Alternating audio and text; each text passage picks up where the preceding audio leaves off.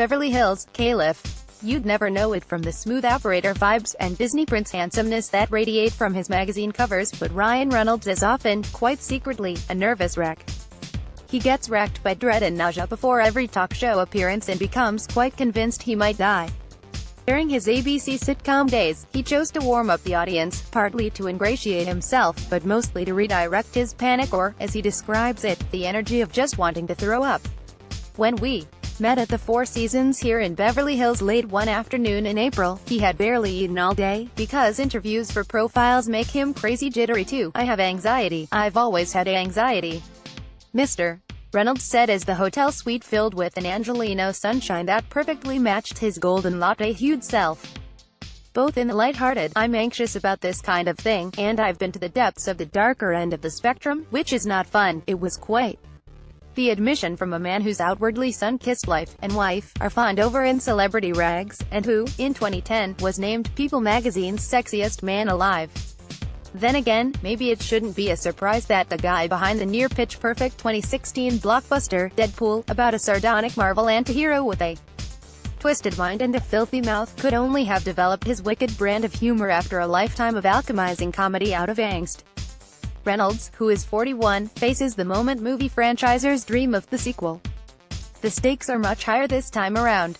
Deadpool, a passion project for Mr. Reynolds 11 years in the making, was largely unknown, cost just $58 million, far less than most superhero movies, and was marketed with a grassroots campaign that included viral videos, very silly billboards and Mr. Reynolds' wry promotional tweets. There will be blood, guns, F-bombs, and graphic, expertly lit French unicorn sex. It ended up being a surprise hit, earning $783 million worldwide, landing 2 Golden Globe nominations and making Mr. Reynolds one of GQ's 2016 Men of the Year. It also marked a true phoenix from the ashes moment for Mr.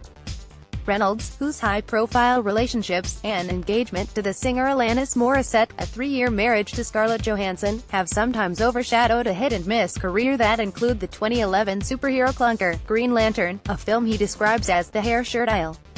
Where, while Deadpool had less on the line, its runaway success meant that Deadpool 2 will open to towering anticipation. It has already broken ticket pre-sale records for an R-rated movie, and the bigger question of whether Mr.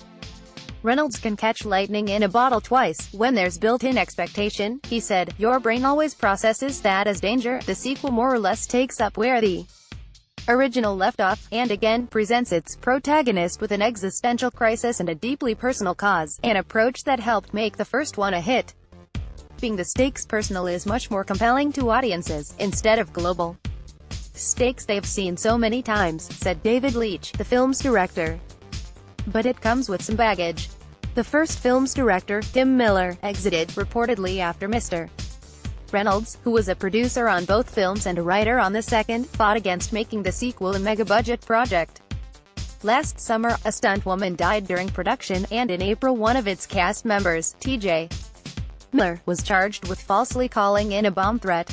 There had previously been calls to replace Mr. Miller when past allegations of sexual assault surfaced last year.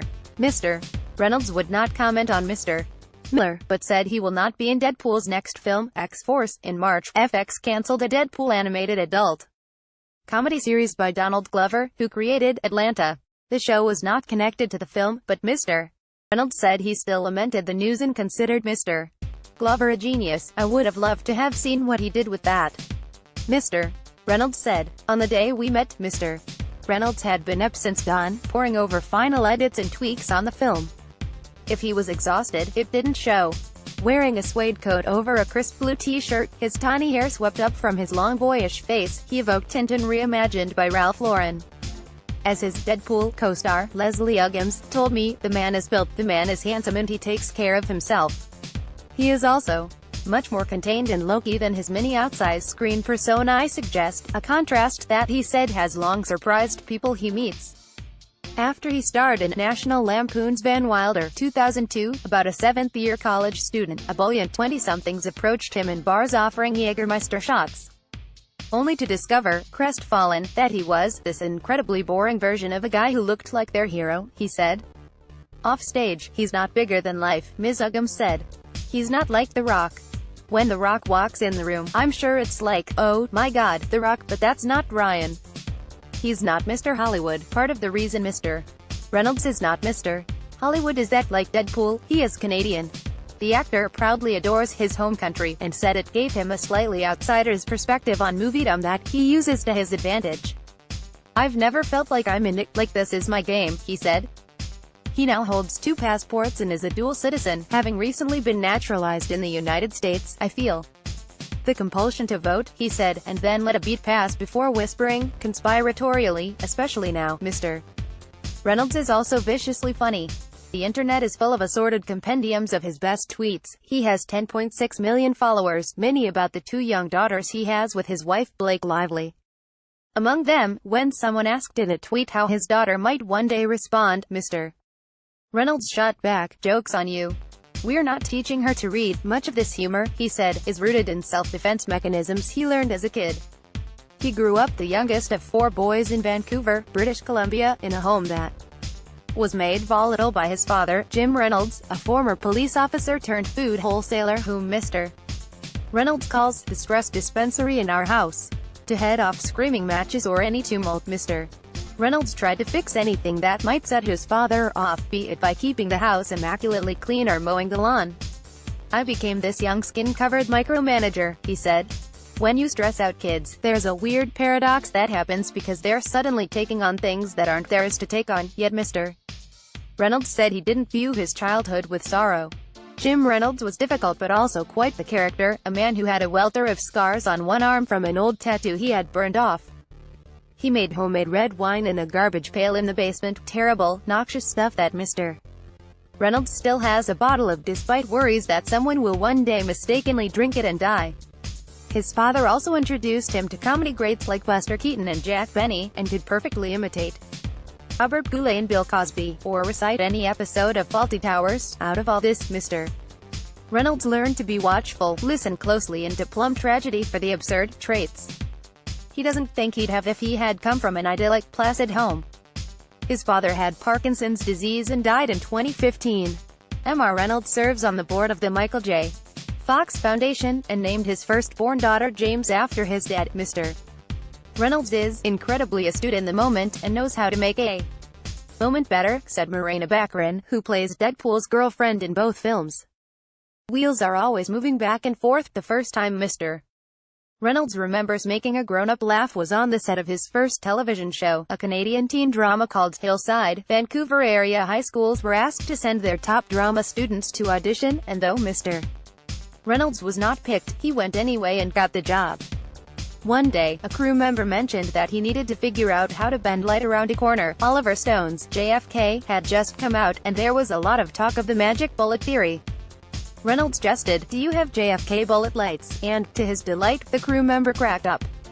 Inspired, he formed a short-lived high school comedy troupe called Yellow Snow and continued to act, but landed jobs so sporadically he considered quitting. Then he headed south to Los Angeles, signed up with the Groundlings sketch troupe, and was hired to star in 1998 to 2001 sitcom, 2 Girls and a Guy and a Pizza Place, as Burge, the resident smart aleck. The series was pretty standard issue, but showcased Mr. Reynolds' innate comic timing and gift for zaniness. But his early 20s were tumultuous. He calls them his real unhinged phase. "I was partying and just trying to make myself vanish in some way," he said. He frequently awoke in the middle of the night, paralyzed by anxiety, agonizing about his future. He got through it by self-medicating, but after a few friends died of overdoses, he toned the partying way down. Bigger roles followed, and smaller ones, and bigger ones again. When I told Mr. Reynolds I pulled up a list of his movies on Rotten Tomatoes, he paused, leaned forward, hands clasped, and stared into my eyes with a slight look of concern. "I'm so sorry you did that," he said, dropping his voice low. "Are you okay? Do you want a tiny novelty-size alcoholic beverage?" Mr. Reynolds is aware of the high stakes awaiting Deadpool 2, saying, "When there's built-in expectation, your brain always processes that as danger." Magdalena Wazinska for the New York Times. Did it bother him that there were more splats than hits? "I feel like a dink saying the word hit," he replied. "But some of the biggest hits I've had are not critically received.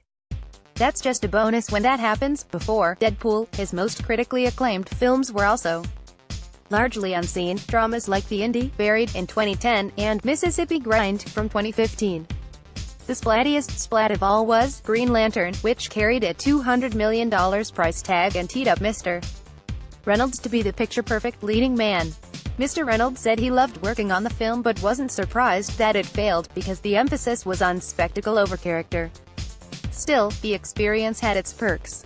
He discovered that the leading man archetype didn't sit well with him, and that he was more inclined to lampoon it, which he does during the closing credits of Deadpool 2. He also befriended, and eventually romanced his co-star, Ms. Lively, whom he wed in 2012. They opted out of the Hollywood life and instead are raising their family an hour and a half north of New York City. They also have a place downtown. The pair have become media darlings, not least because Ms. Lively has also proven herself a savage social media wit. On Father's Day in 2015, she posted a photo of Mr. Reynolds along with the caption, "Since the day our baby was born, I've felt so strongly in my heart that you were most likely the father. She gets me a lot." Mr. Before our interview wrapped, I asked him how he deals with anxiety, what with all the promotional interviews and inevitable talk show appearances ahead. First off, he said, he's doing a lot of the interviews in character as Deadpool. Also, he uses the meditation app Headspace. And finally, the second he walks on stage, he knows that the anxiety will lift, and then the blessed relief descends. When the curtain opens, I turn on this knucklehead, and he kind of takes over and goes away again once I walk off set, he said. That's that great self-defense mechanism, he continued. I figure if you're going to jump off a cliff, you might as well